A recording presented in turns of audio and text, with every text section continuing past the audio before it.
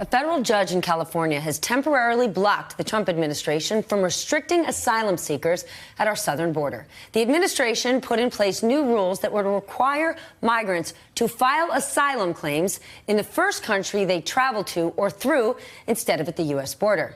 But a U.S. district judge, citing the Trump administration's own court filings about unsafe conditions in Mexico, said this new policy could expose migrants to violence or abuse. The White House responded, calling the ruling tyranny of a dysfunctional system. Joining me now, MSNBC anchor, back for her first time since the birth of her beautiful baby boy, Katy Tur, and award-winning immigration reporter, Jacob Soboroff.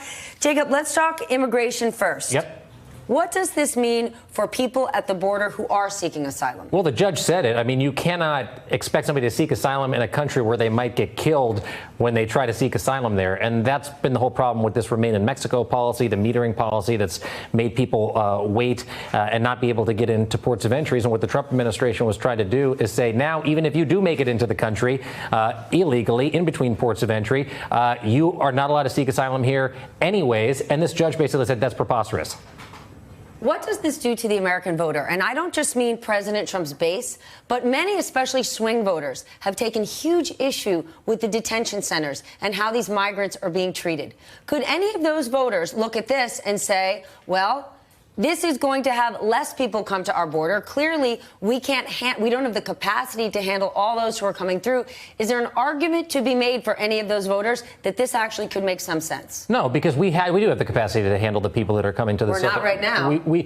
But that is because of an intentionally designed system to create a bottleneck at the border that's creating a great humanitarian crisis. But that's a nuanced argument that not everybody's going to get in a 2020 election. Right. When you're just talking about catchphrases. When just talking about catchphrases, and Donald Trump's very good at catchphrases. We'll see if that message that Donald Trump created this crisis, this is a crisis that would not happen under a different presidency, if that message will get through to independent voters. Then take me to that independent voter who says, my health care is not great. My kids don't go to a great school. I don't have fast Wi-Fi. Do these voters actually start to warm, as crazy as it may sound, warm to the president's hardline approach to immigration, even though they're not all the way there? Listen, I think we're going to have to see. We don't know what voters are going to do in 2020 this far out, but we can look to the past as precedent. And in 2018, Democrats didn't run on immigration. The president ran on immigration, and Democrats won back the House on running on health care, on running on policy issues that matter to the American public.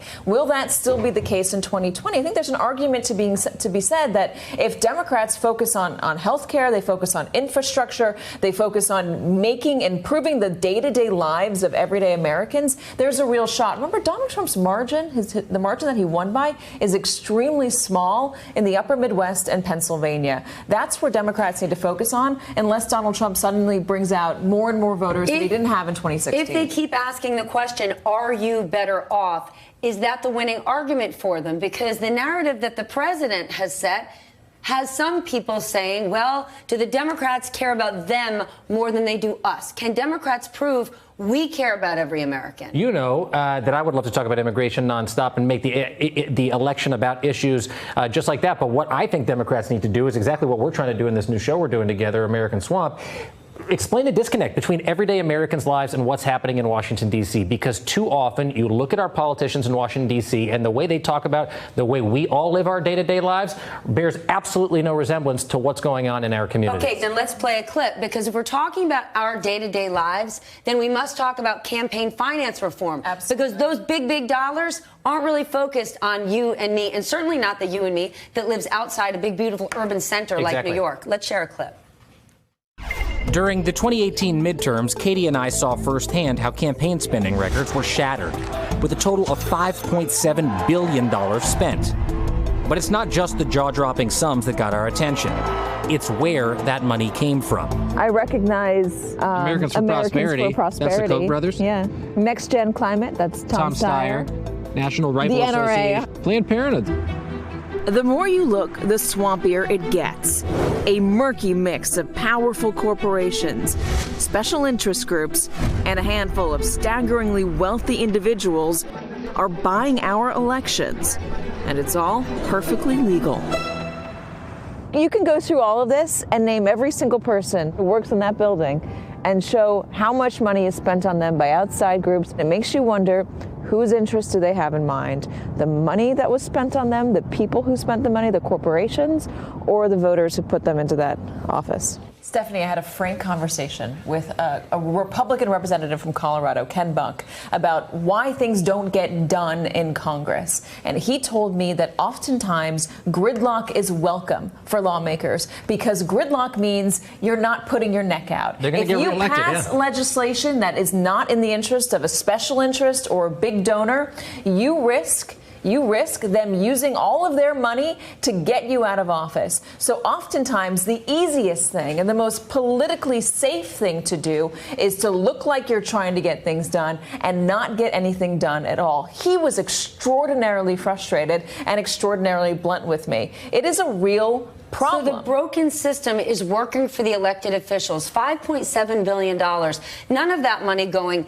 to fix the system, to improve our education system, to address climate change. $5.7 billion. Let me give you one. Better spent. Let me give you one example. In this first episode, we go to Arizona, and in Arizona, the sunniest state in the union, a tiny, tiny fraction of the citizens of Arizona have solar power on the roofs of their homes. Why is that? Because of the obscene amount of dark money spent in the Arizona political system. So we go to try to get to the bottom of it and figure out.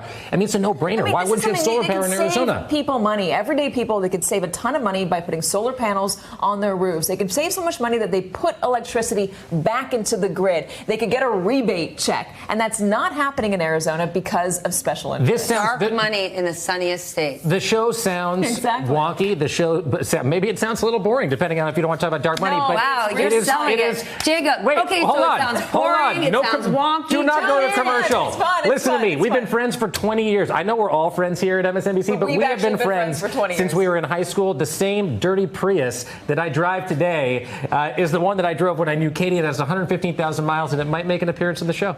What? And that's not. Listen, his Prius. That's not nerdy or wonky. That's exciting. You guys might have been friends for the last 20 years.